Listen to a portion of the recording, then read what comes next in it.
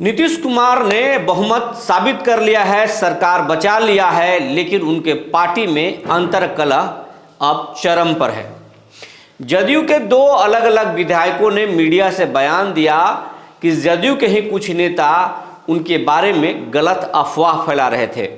मोकामा के विधायक बीमा भारती ने कहा कि पुलिस गुंडागर्दी कर रही है, जदयू के हम विधायक हैं और जदयू की सरकार में ही मेरे साथ अन्याय हो रहा है। मैं कहीं नहीं भागी थी, मैं तो नीतीश कुमार को नेता मानती हूं और पार्टी लाइन से अलग नहीं जा सकती, लेकिन पुलिस ने मेरे बेटे और मेरे पति को पकड़कर जेल भेज दिया। ये खुला गुंडागर्दी है। उन्होंने पार्टी के कई नेताओं पर आरोप भी लगाए, कहा कि कुछ लोग उनकी छवि को निगेटिव कर रहे हैं। वहीं एक विधायक हैं संजीव कुमार ने कहा कि पार्टी में कुछ नेता हैं जो नीतीश कुमार के इर्द गिर्द रहते हैं और वो नेता कभी नहीं चाहते कि संजीव कुमार सीएम के चहेते रहें या उनकी लोकप्रियता आगे बढ़े। उन्हीं लोगों ने गलत तरीके से मार्केट में अफवाह फैलाया, जिसके कारण से मुझे नवादा में पकड़ कर रखा गया और फिर पटना में भी एक अपहरण के मामले दर्ज कराए गए। लेकिन ये कोई विधायक बच्चा नहीं है कि कोई उसका अपहरण कर ले। अपहरण का मामला पूरी तरह से बेबुनियाद है, ये गलत है, केस खत्म हो जाएगा। लेकिन इन तमाम चीज़ों से ये एक बात तो साफ निकल कर आती है कि जदयू ने भले ही अपना बहुमत साबित कर लिया हो, सरकार को बचा लिया हो, लेकिन उनके विधायकों में जो आक्रोश पनप रहा है वो आगे जाकर विस्फोट कर सकता है, जो नीतीश कुमार की सरकार के लिए सही नहीं होगा। क्या कुछ बोलते हैं दोनों विधायक, आप खुद सुन लीजिए।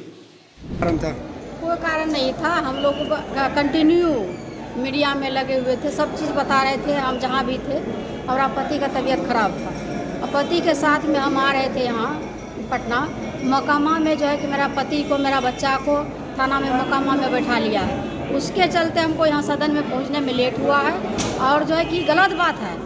हम जब मीडिया में बने हुए हैं, सरवन भैया को हम बार बार बता रहे थे कि हम यहाँ हैं, वहाँ हम बता रहे थे। पार्टी का जो भी वरिष्ठ नेता थे उनसे संपर्क में थे हम, तब भी मीडिया के थ्रू जो है कि इस तरह से गलत फहमी जो फैला रहा था पार्टी में, ये अच्छा बात नहीं है। किसी का करियर के बारे में, किसी का छवि धूमिल करने के लिए इस तरह से मीडिया में चलाया गया कि बीमा भारती फरार हो गई है, बीमा भारती नहीं है, तो गलत बात है। अभी भी मेरा पति मोकामा में थाना में बंद है, मेरा बच्चा बंद है, 7 बजे से लेकर के अभी तक वही थाना में बंद है। तो क्यों बंद किया गया है? कि पता नहीं क्या, वैसा ही एसपी आया उठा कर ले चल गया।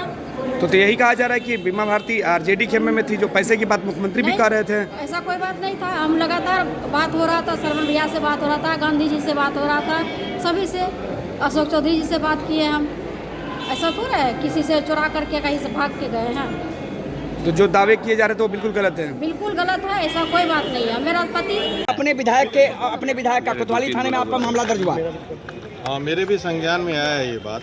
तो ये सब तो बेबुनियाद बातें हैं, कोई भी बच्चा नहीं है, सब माननीय विधायक हैं। सब लोगों ने अपना स्टेटमेंट दे दिया कि वो यहीं थे और किसी का किडनैपिंग नहीं हुआ। ये सब हास्यास्पद है। मैं जब उस विधायक से बात किया, वो तो बेचारा बोला कि किसी के कहने पे मैं किया हूँ। तो ऐसा कुछ नहीं, वो सब खत्म हो जाएगा। ये सब चलता रहता है राजनीति में, आरोप प्रत्यारोप। क्या लग रहा है? लेकिन दबाव कहाँ से है, किस तरह से आप, क्योंकि आप लोगों के देखिए बता रहे हैं क्या है कि देखिए दबाव किसी का नहीं है।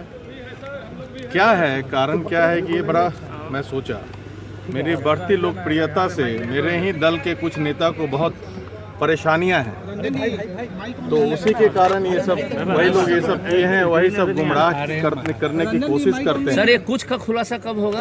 कुछ लोग हैं, वक्त आने पे 1-2 लोग हैं जो अपने को नेता समझते हैं, लेकिन हमारे नेता सिर्फ नीतीश कुमार हैं। उनके अलावा मैं किसी दूसरे को नेता अपना नहीं मानता हूं। और आज तक मैं शुरू से अभी तक माननीय मुख्यमंत्री नीतीश कुमार को जो वो स्नेह मुझे देते हैं, ये सबसे उन लोगों को बहुत जलन होती है। इसी के कारण ये सब नेगेटिव न्यूज़, ये सब गलत काम करवाए हैं। वो ज़रूरत पड़ेगा तो वो भी मैं उजागर करूंगा, लेकिन इसकी अभी ज़रूरत नहीं है। मामूली सा बात है, ये फॉल्स FIR है, वो खत्म हो जाएगा। नहीं संजीव जी, IPC धाराओं के तहत मामला दर्ज है ना। देखिए, कोई विधायक कोई बच्चे नहीं है, कोई किसी को जो आरोप लगाया है, मैं किसी भी, सबका पर्सनल रीजन से सब नाराज थे, सबका इंडिविजुअल कुछ रीजन था।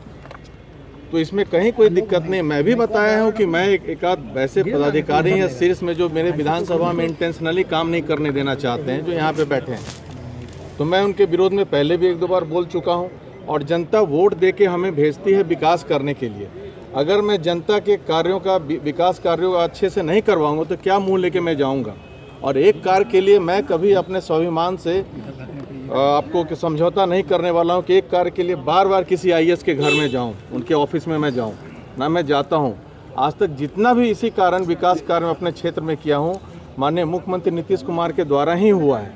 और मैं आपको फिर से क्लियर कर रहा हूं, माननीय मुख्यमंत्री नीतीश कुमार हमारे सर्वमान्य नेता थे, हैं और रहेंगे। वो मेरे पिता तुल्य हैं। आज तक मैं किसी मुद्दा पे मैं ज़रूर बोलता हूं कि अगर कुछ गड़बड़ हुआ, चाहे सरकार में कुछ हुआ ऐसा जो पसंद नहीं है जनता, वो भी पार्टी हित में बोलना पड़ता है, वो मैं आज भी बोलूँगा, इसमें कहीं कोई कमी नहीं रहेगी। आप विधायकों को तोड़ नहीं रहे थे, ये आप एकदम नहीं तोड़ रहे थे। कोई विधायक टूटा नहीं था, सबका इशू था, नाराजगी कुछ में थी, वो दूर हो गया। माननीय मुख्यमंत्री से बात करके सब दूर हो गया। आपकी किस मुद्दे पर नाराजगी थी? अविश्वास क्यों हुआ लोगों? देखिए, लोगों को किसी को नहीं हुआ, मुझे लोगों से सर्टिफिकेट नहीं लेना है, लेकिन इसलिए हुआ क्योंकि मैं अपने मुद्दा को, जनता की मुद्दा को हर समय शुरू से जनता के बीच में, मुख्यमंत्री के बीच में रखता आया हूँ, चाहे वो सरकार के विरोध में हो चाहे पक्ष में हो। लेकिन इससे सरकार मजबूत होती है। आज आप टोपोलैंड की बात देख लीजिए, सबसे पहले नहीं उठाया था। ऐसा मुख्य मुद्दा जो किसानों से जुड़ा हो, चाहे हॉस्पिटल से जुड़ा हो, ऐसा ही मुद्दा मैं उठाया हूँ। और बहुत सारा मुद्दा जो अब हमारे यहाँ पुल गिर गया अगवानी सुल्तानगंज, बहुत बड़ा मुद्दा था, इंटरनेशनल न्यूज़ बना, उसको तो मैं उठाऊंगा क्योंकि मैं पहले से कह रहा था गिरने वाला है, तो संज्ञान नहीं लिया गया। तो सरकार में आप हैं तो आप इसका ये मतलब नहीं कि आप मुख्य दर्शक बन के रहें। आपके कदम से आपकी पार्टी नाराज है, पार्टी के नेता भी नाराज है, कहा जा रहा है। देखिए, मेरे नेता हमसे कभी नाराज नहीं हो सकते। हमारे नेता तो मैं बोला हूँ नीतीश कुमार जी हैं, उसके अलावा मैं किसी को नेता नहीं मानता हूँ और जनता को भगवान मानता हूँ। जनता हमारे साथ है। मैं तो बोला कि कुछ 1-2 चट्टे बट्टे ऐसे हैं जो अपने को सम्मान चाहते हैं, स्वयंभू नेता अपने को समझते हैं। जरूरत आने पे मुझे ऐसा अगर लगेगा तो मैं बताऊंगा, लेकिन ये देखने वाली बात है। आप लोग खुद उसको एनालिसिस करें। तो वो लोग को परेशानी है मेरी बढ़ती लोकप्रियता के सिलसिले, युवाओं में जो लोकप्रिय मैं हो रहा हूँ, तो उनकी ये सब चाल है। तो इसकी जरूरत नहीं है मुझे किसी तरह से कोई दिक्कत नहीं है। एफआईआर पर आप क्या करेंगे, चूंकि आईपीसी धारा में मामला कुछ नहीं, ये एफआईआर, फॉल्स एफआईआर खत्म हो जाता है, इसमें कौन सा इशू है। गलत एफआईआर बहुत जगह होता है। वो मैं बेचारे से भी बात किया, विधायक से, उनका कोई दोष नहीं है। उनको कोई कहा, क्या पुलिस ने संपर्क किया आपसे? पार्टी के ही लोग उनसे एफआईआर करवा रहे हैं। कुछ करवाए तो वही तो मैं बोला कि वैसे लोग हैं जो मेरी बढ़ती लोकप्रियता से बहुत परेशान हैं कि भाई ये नया चेहरा को चाहते नहीं है कि पार्टी में पनपे, लेकिन हमको हमारे नेता का स्नेह प्राप्त है, सानिध्य प्राप्त है, इससे उन लोगों को परेशानी है। ऑब्वियसली मेरे पार्टी के। चलिए।